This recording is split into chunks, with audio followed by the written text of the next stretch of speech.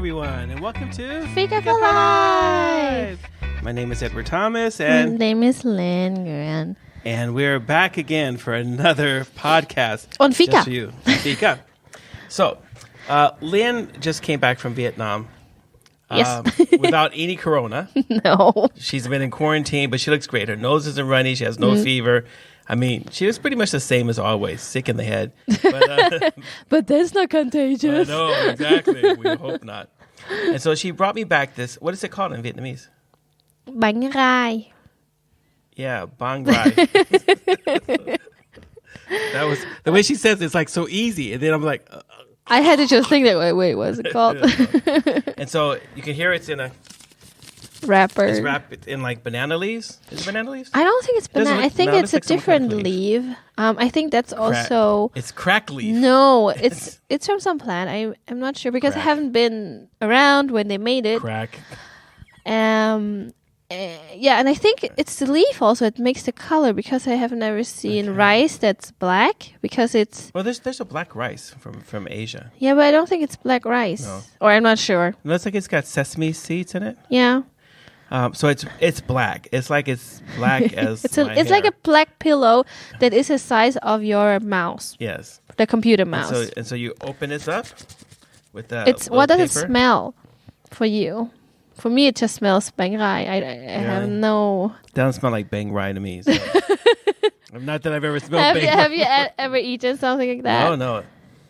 So it has a sort of...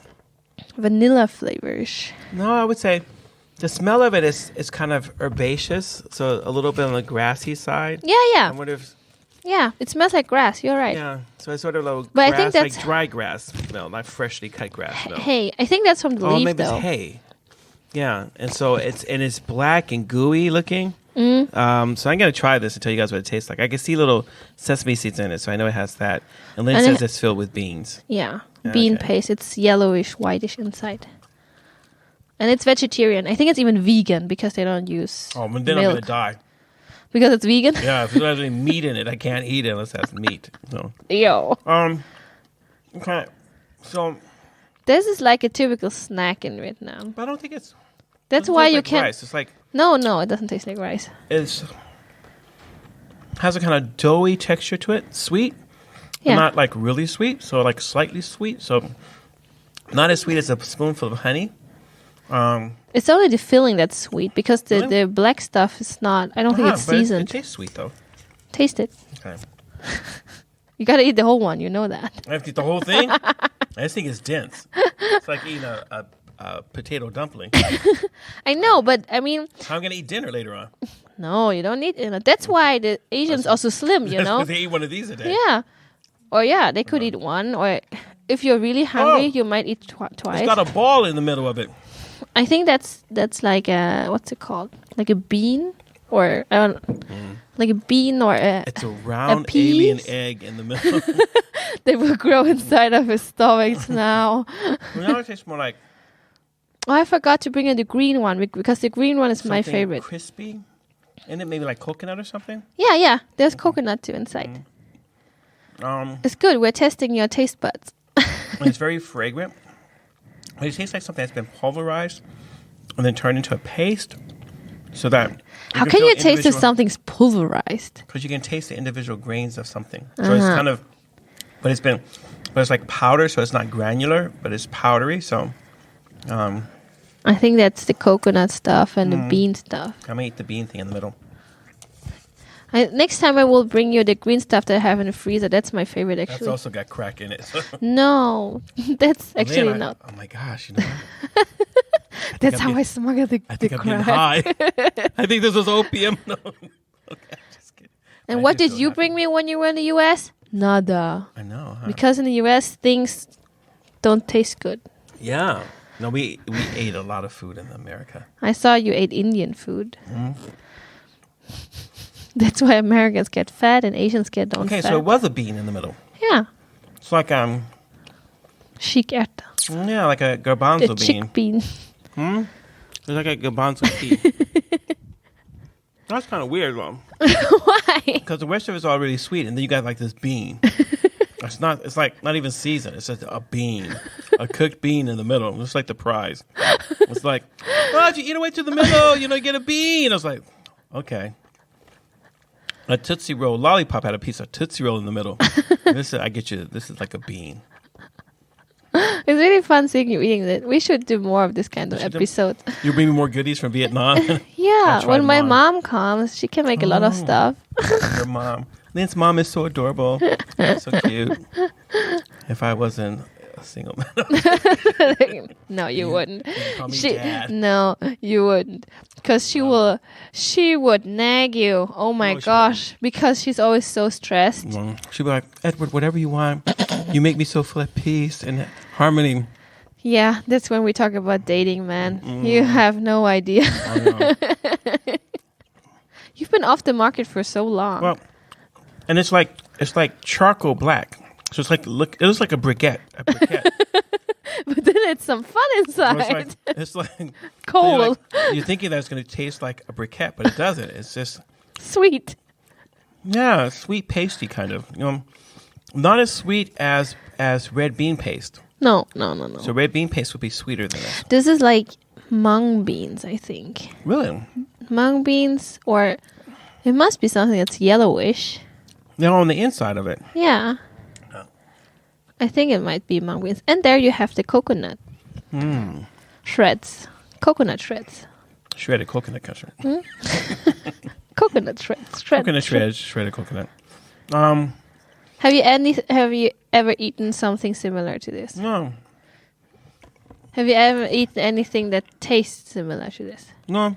No, it tastes like bangh gai. Okay. That's good. Yeah. So now I know. Well, and now just add a new taste to my categories of taste. Grassy. No, but it's almost like.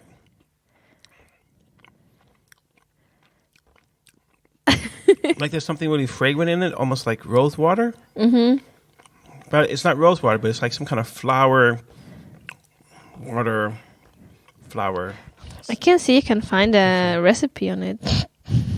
Then we can see if you can taste so that. It's like a really big contrast because the briquette stuff on the outside. The briquette. Like I'm getting full of this. I need to get some water. Look here. This is how they... Yeah, but they have like more filling. Yeah. She gave me the cheap ones with just the fake briquette stuff. They just didn't want you to get fat. Well, I'm already fat. I'm overweight and fat.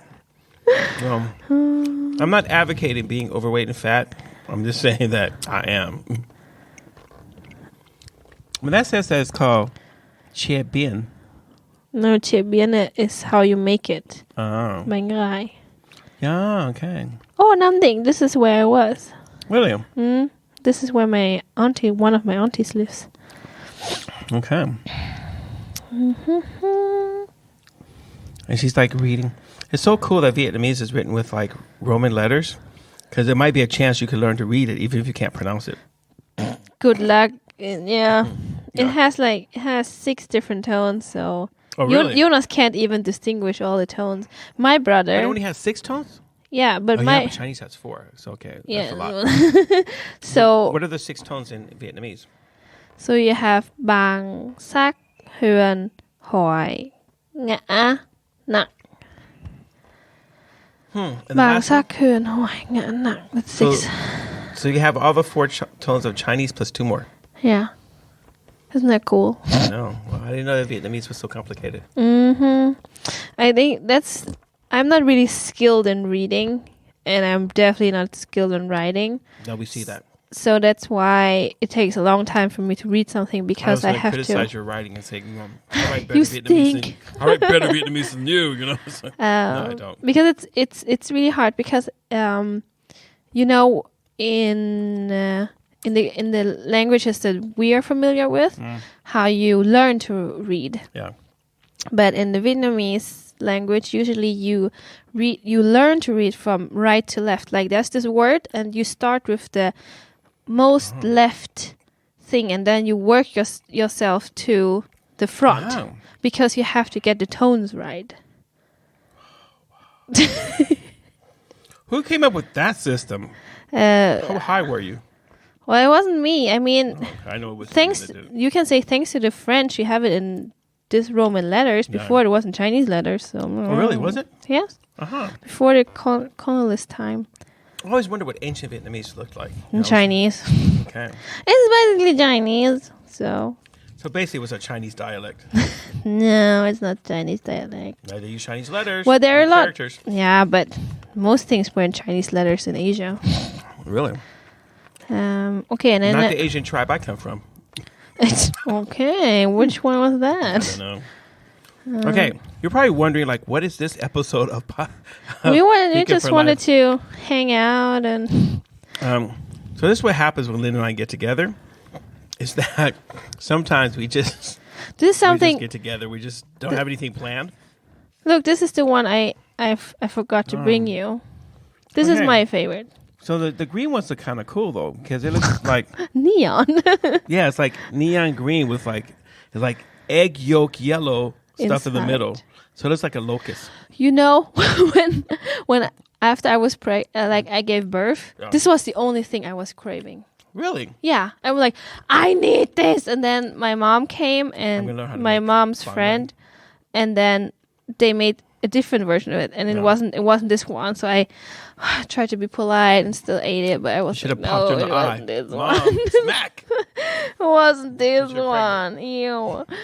It was this one. So when I came to Vietnam and they bought it on the bus trip home, I was like, oh my gosh, I'm in heaven. So how was it being a Christian in Vietnam? It was really tough. It was really tough. What was the toughest thing? The toughest thing was this.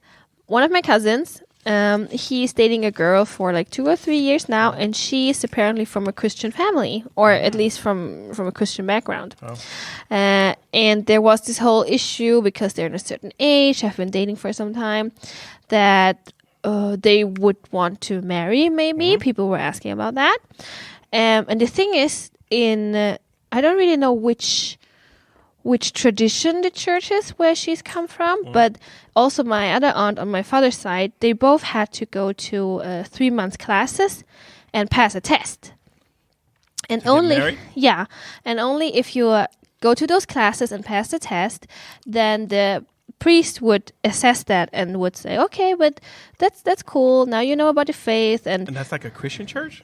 Yeah. Oh, I want some of that. Oh, wow. And they and we had a lot of conversations about that. And for me, on the one hand, it was really difficult because I'm not familiar with the terminology. Right. Although I know a lot about the Bible and about my faith, but not so much about the terminology that they are using. And he was like, we were at home and he was talking to his mom and we were all having dinner together. And she was like, well, I have to take this test and I have to spend Sundays. And he was more reluctant because he's like, oh, I don't have time for this because on Sundays I got to work and I have to do this and that. So it wasn't. Is your cousin, is he a Christian? No, he's not. Yeah, but he's going to marry a Christian girl. What? But he's going to marry a girl from a Christian background. But I think that most people there, they are not really, let's say it like this, they do know about Christians, they do know about what they require, like this test, but they are not really serious about converting like that. Okay. So especially in this case, in the other case, my aunt, she was a woman marrying a Christian man. So there it was a bit easier because there the expectations on the man that he is a Christian, so you got to follow him. Really? But now... I could have married somebody from Vietnam. Oh, man. But now, in the scenario of my cousin, he's the only one left to keep going the family altar because his dad died quite early and he's the only boy in the family. He has 2 sisters. So from all of his relatives on the father's side, he's expected to keep this tradition going of... like the offering to the family. The relatives and keeping that going. And when I talked to the girl, she was like, well, I do understand this, that he has these obligations and I will not stop him from that.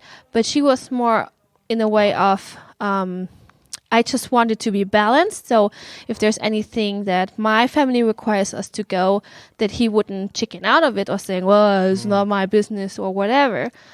And having this conversation and also conversations with him, it felt more, he was like, oh, well, all of this is just for the wedding, and then afterwards we can do whatever we want.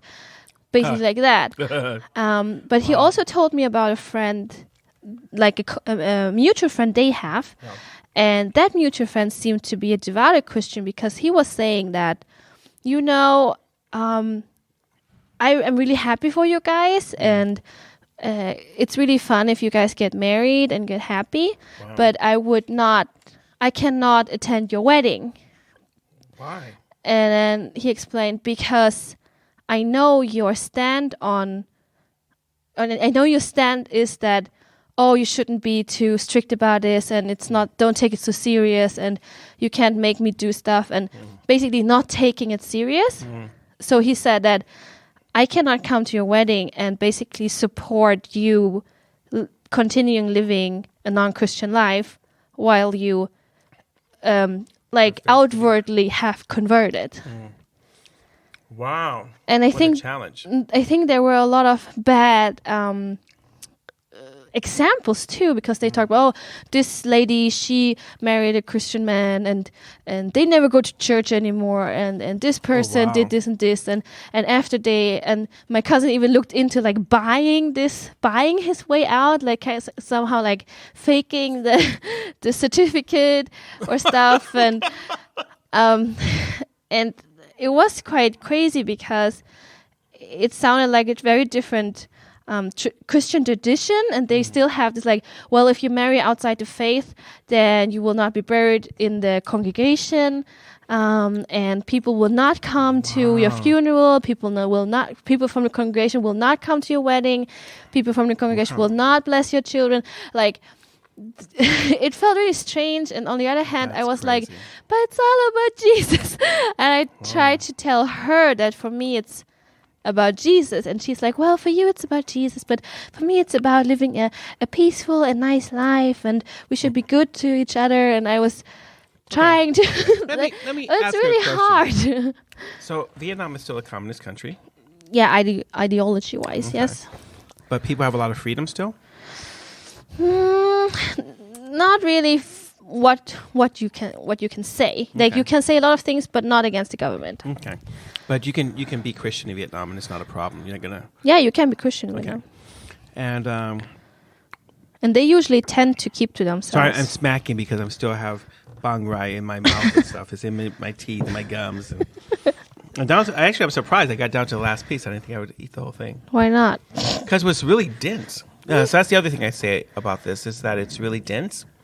But it's not like impossible to eat. You actually get through it pretty quickly, especially if you're talking.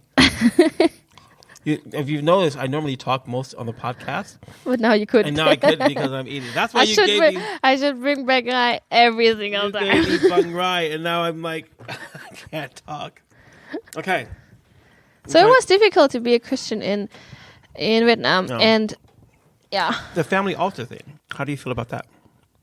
You know what was really strange? We had to go to my father's oldest brother, and he had to do some offering, and we had to give them stuff to offer to the family altar. Obviously, I was like, that's something my mom gotta do. Bye. So I wasn't really keen on that, but obviously I had to come and pay respect and just come there and be there and then go again. Okay. And I told Jonas, like, Nomi was running around, like, I don't want Nomi to run around in this place, so maybe you can take her out to the yard. And we had to wait until the incense burned down. And it's really difficult, because on one hand, I want to show respect, but on the other hand, I can't worship that.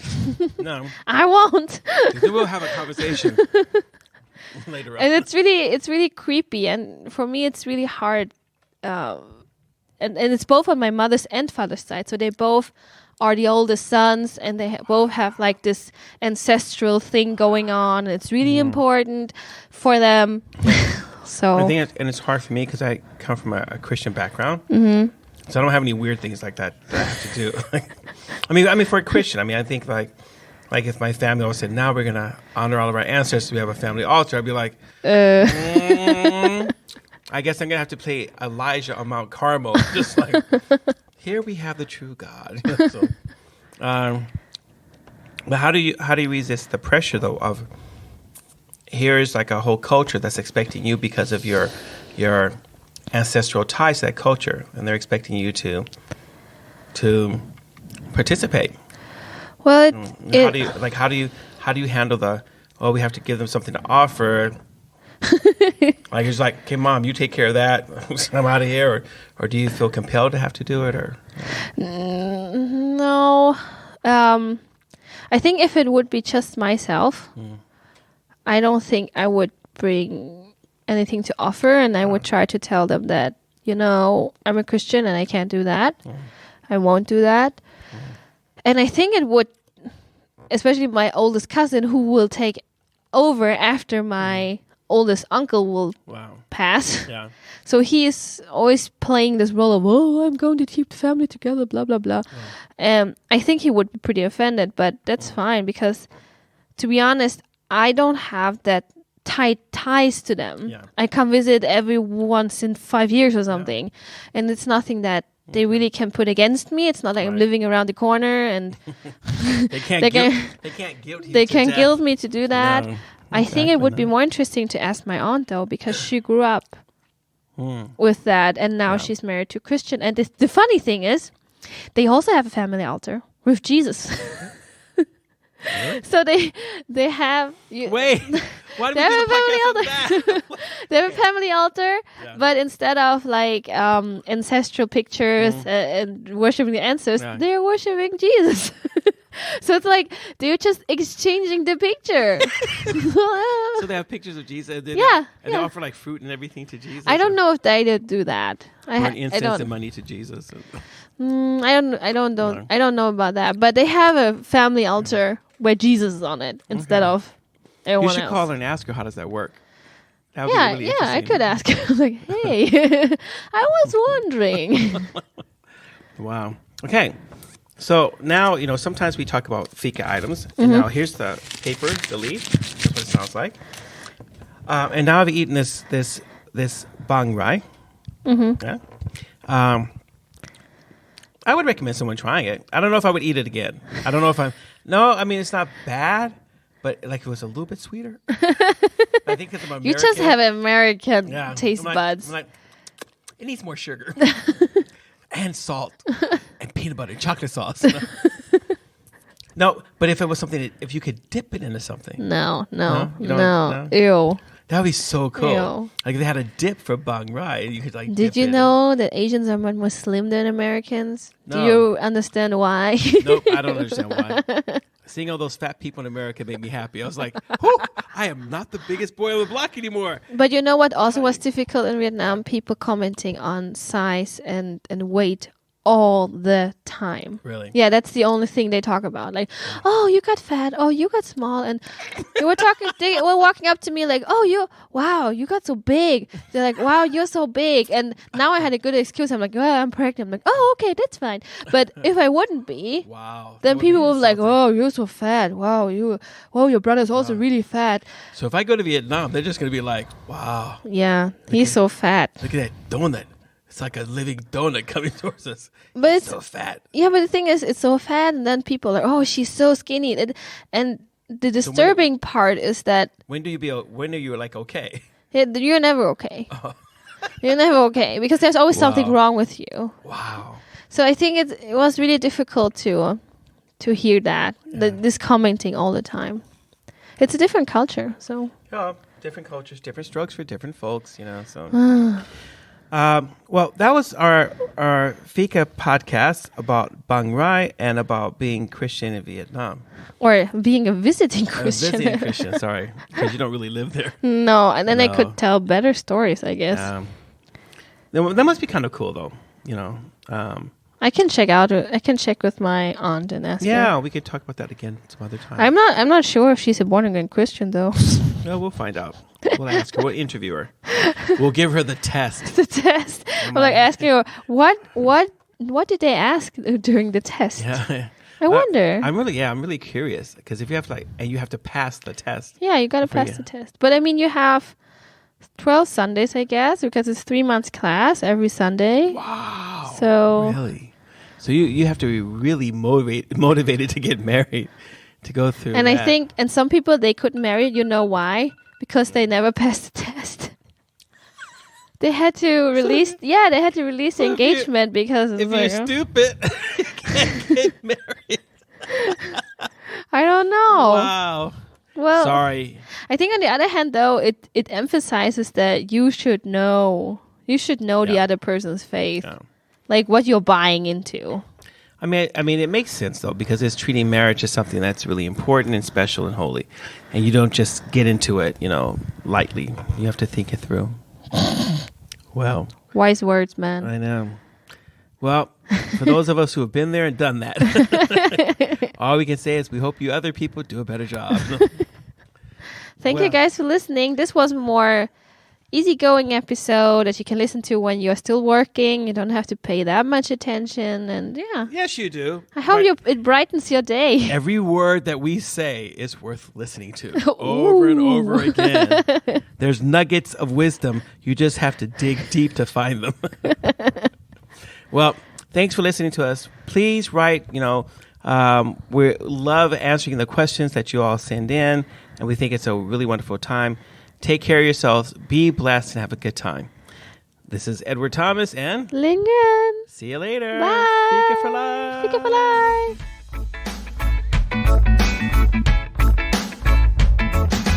Thank you for listening. If you have any comments or ideas, please send us a message to fikaforlife@mail.com. Fika, Fika. This was the Fika for Life podcast with Linh Nguyen and Edward Thomas, and we hope to hear you again.